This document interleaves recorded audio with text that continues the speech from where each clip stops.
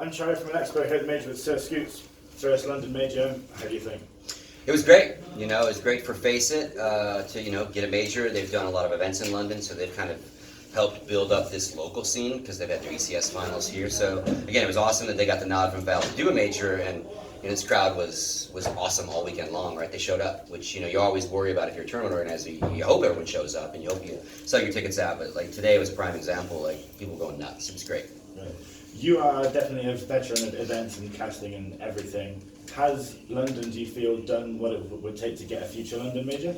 Yeah, I think so. I mean, maybe we need to be in the big Wembley. Got a little small, got a little crowded in there tonight. So yeah, I definitely think, again, it's London, but also London is very close to a whole bunch of other European destinations, right, to fly into. So it's very conducive for, other people to come here, right?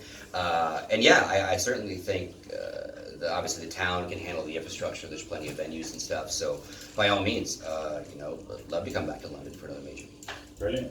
So people know you mainly as a caster, but you weren't here casting, you were here with the Players Association. Why is it important that Counter-Strike has a Players Association? Yeah, I used to host a lot of the desks, and just over the years, like the real pros like Machine and Red Eye took over, and I kind of because I'm not really an on-camera guy. I just got lucky because the game was new. They needed someone to talk on the desk.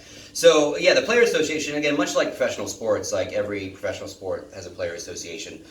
All sorts of jobs have trade unions and those kind of things. And the idea behind all of them is to organize the collective voice of that job, right, of that career path, and then use that collective voice to, instigate change and standards and regulations and all those kind of things. So we're just trying to follow, just like everything else, we always say we're just like sports, but we play digitally, our fields are different.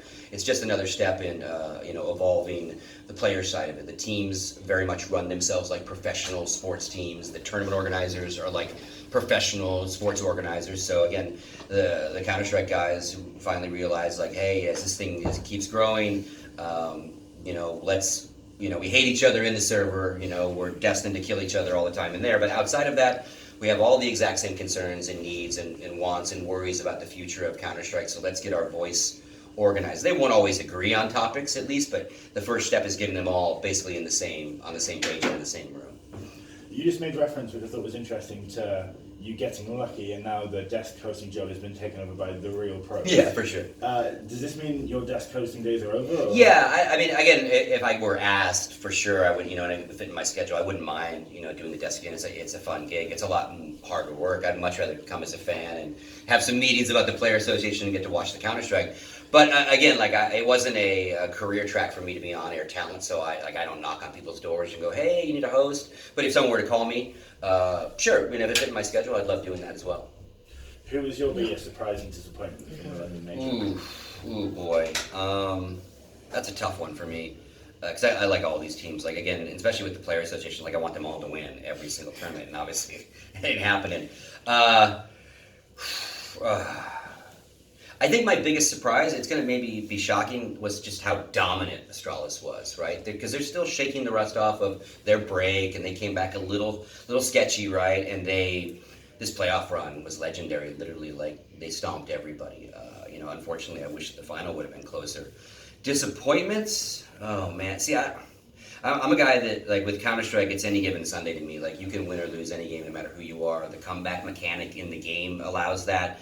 So I don't really know who I'm disappointed in. I guess I thought maybe MIBR would win yesterday, and I thought Liquid might do better. But again, the Astralis run, right, definitely stumped on Liquid as well.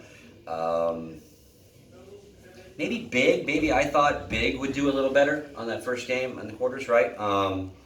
But generally, yeah, I don't like it. Even when I did the desk work, I would shy away from predictions because, again, I think in this game, you can predict all you want, but which simple shows up, which player shows up on which team can dictate, a match. Exactly.